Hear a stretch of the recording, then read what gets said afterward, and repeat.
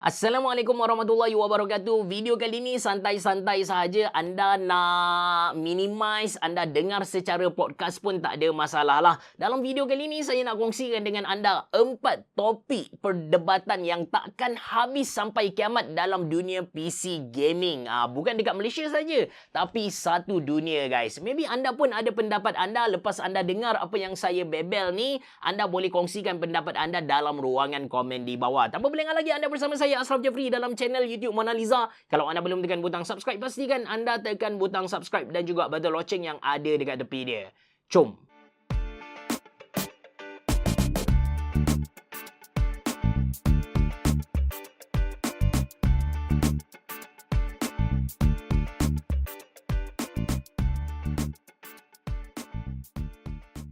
Untuk makluman anda, video kali ini disponsor oleh Mona Lisa. Kalau anda ingin beli apa-apa barang komputer, anda boleh pergi ke website Shopee, TikTok dan juga Lazada Mona Lisa. Anda boleh beli dekat sana. Anda boleh beli laptop dakwat, anda boleh beli pendrive. Dan yang saya rekomen anda beli untuk video kali ini ialah satu wireless joystick yang berharga RM35 Malaysia. Dengan harga RM35 Malaysia, anda dapat satu joystick, wireless joystick yang anda boleh guna untuk main PES, main FIFA, main tumbuk-tumbuk dan sebagainya.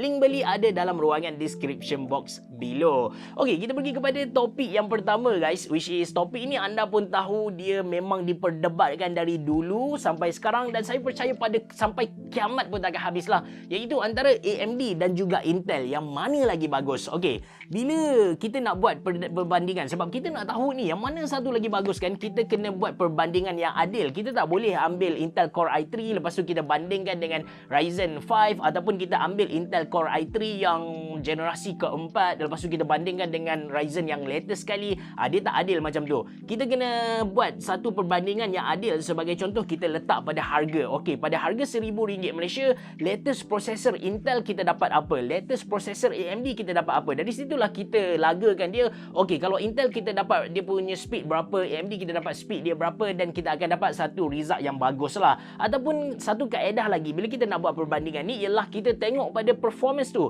Katakan kita aim nak dapatkan satu prosesor yang speed dia 3.6 GHz. Okey, so kita pun ambil Intel yang mana satu dia punya base clock 3.6 GHz. Lepas tu kita pun ambil AMD. Okey, AMD okey, model ni 3.6 GHz. Kita letak dia sama-sama dan kita tengok pada harga pula. Yang mana lagi murah, of course iaitu yang lagi kita nak lah kan. So antara AMD dan juga Intel ni, kalau dulu betul kita kata Intel lagi bagus compare dengan AMD kan.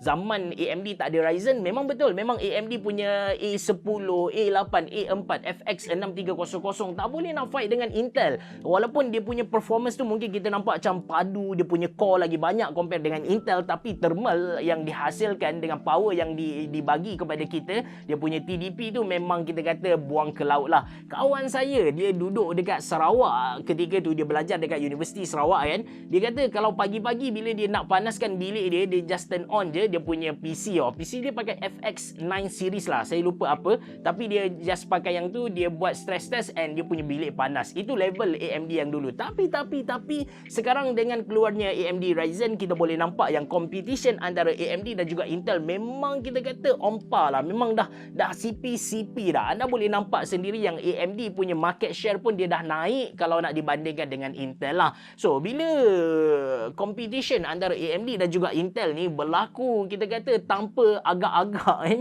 apa yang menguntungkan, yang untung adalah pengguna, which is kita lah. Sebenarnya kita akan dapat satu produk yang bagus pada harga yang sangat-sangat kompetitif, kecuali mereka mula naikkan harga. Macam sekarang kita dah boleh nampak dah, macam Intel jual pada harga mahal, kalau dulu AMD nak jual pada harga murah kan, tapi kita nampak macam AMD pun dah cuba untuk jual pada harga yang mahal juga. So sebenarnya bila competition sebegini berlaku, yang untung memang end user lah. Yang rugi siapa? Kalau anda nak tahu, ini macam trivia sikit lah, macam trivia. Siapa yang rugi? Yang rugi adalah pekedai. Sebab pekedai dia baru je angkat stok, lagi tiba-tiba 2 hari kemudian AMD announce prosesor baru yang lama belum sempat jual lagi, yang baru dah keluar. End user pula ataupun pengguna, dia tak akan nak beli prosesor lama, dia mesti beli prosesor baru. Jadi prosesor lama ni apa pekedai kena buat? Mereka kena turunkan harga, mereka kena jual pada harga yang rugi supaya dapat balik duit mereka lah. So itu topik yang pertama. Topik yang kedua sebenarnya tak jauh beza dengan AMD dan juga Intel tadi, iaitu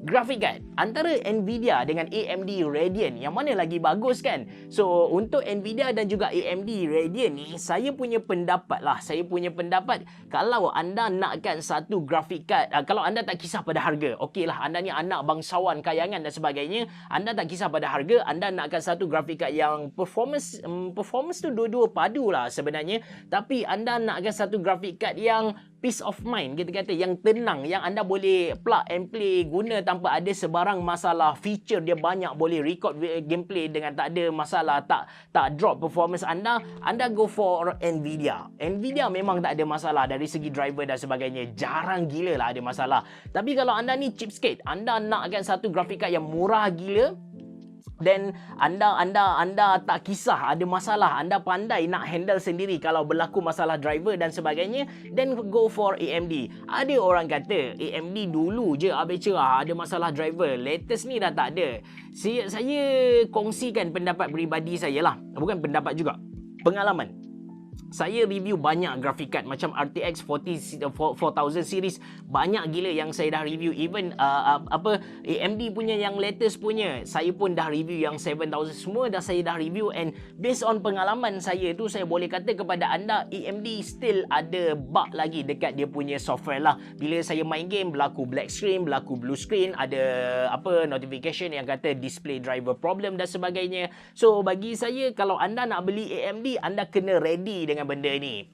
And personally, saya recommend anda beli AMD. The best graphic card yang anda boleh beli sekarang bagi saya ialah RX 6700 ST yang saya sedang guna sekarang. Ada kedai yang jual RM2,000 Malaysia, berbaloi gila sebab graphic card ni dia dah boleh carry kebanyakan game yang ada sekarang. Bukan AAA game, tapi macam Apex Legends, GTA 5, dia boleh carry sampai 4K dah. Itu best tentang RX 6700 ST. Okey, kita pergi kepada topik yang ketiga yang selalu dibahaskan oleh Nurtizen kita, iaitu antara banyak-banyak brand graphic card sebagai contoh, yang mana lagi bagus? Asus ke? Okey, MSI ke? Okey, Zotac ke? Okey, lepas tu kalau Zotac pula, okey, Twin ke? Okey, Dual ke? Okey, ataupun Trinity ke? Okey. So dalam banyak-banyak brand ni, brand graphic card ni, yang mana lagi bagus? Okey, yang ni kita kena faham yang brand-brand ni macam MSI ke, Asus ke, apa lagi, Zotac, Galax, Palit, Gainward, semua ni kita panggil sebagai AIB partner.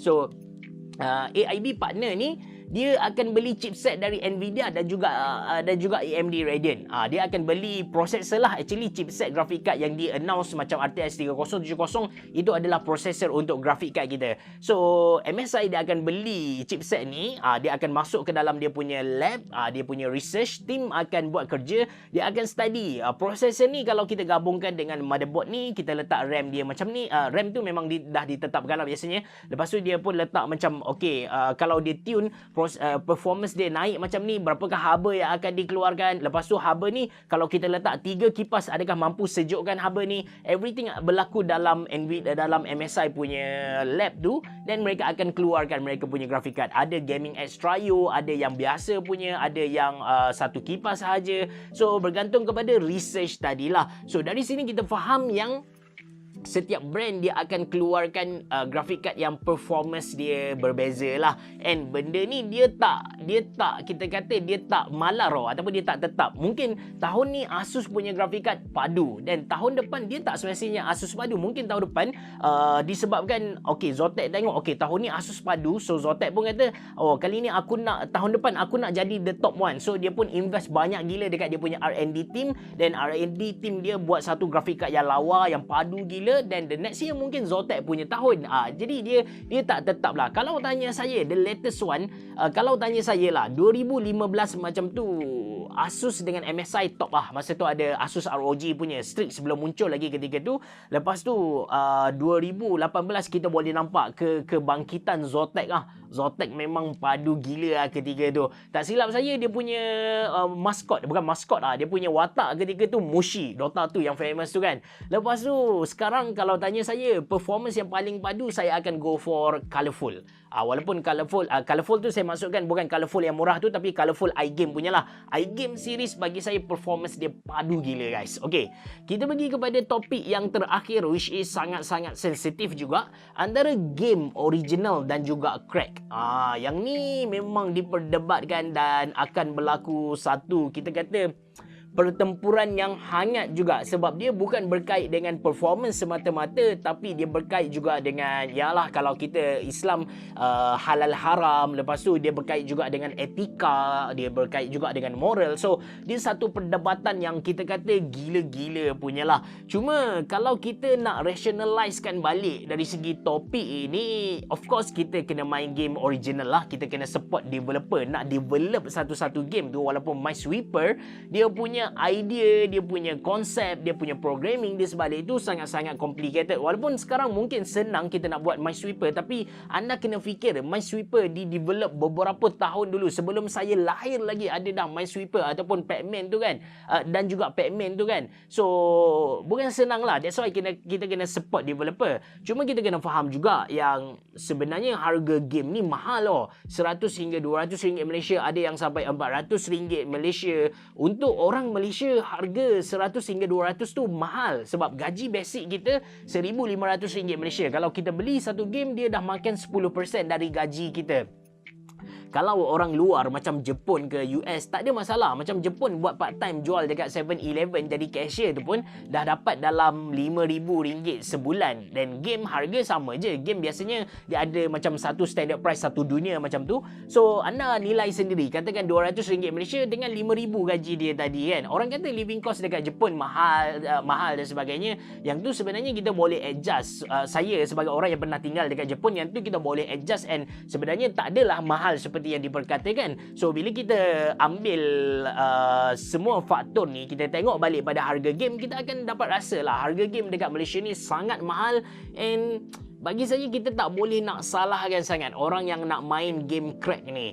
Cuma anda kena tahulah, bila anda nak main game crack ni, dia kena terima risiko dari segi kemungkinan anda dapat malware, anda dapat spyware, atau paling teruk anda dapat ransomware. Tiba-tiba PC anda lock, anda install FIFA yang crack kan, PC anda lock, nak unlock balik ataupun nak buka balik PC anda, kena bayar Bitcoin sebanyak sekian-sekian kepada akaun sekian-sekian-sekian. Kat time tu baru tahu lah apa keperitan tu macam mana. Habis hilang data-data yang ada dalam PC tu. Nak rawat ransomware ni bukan senang guys. Okay, so itu 4 topik yang selalu diperdebatkan. Saya akan perbanyakkan lagi video-video style podcast macam ni. Jadi anda jangan lupa untuk tekan butang like, kena tekan butang subscribe. Lepas tu anda kena tekan butang loceng supaya anda tahulah bila saya update video. Actually saya update video hari-hari. So anda boleh je pukul 5, pukul 6 macam tu datang dekat channel YouTube Mona Lisa dan tengok video baru saya. Terima kasih kerana menonton. Assalamualaikum warahmatullahi wabarakatuh. Biar jumpa lagi.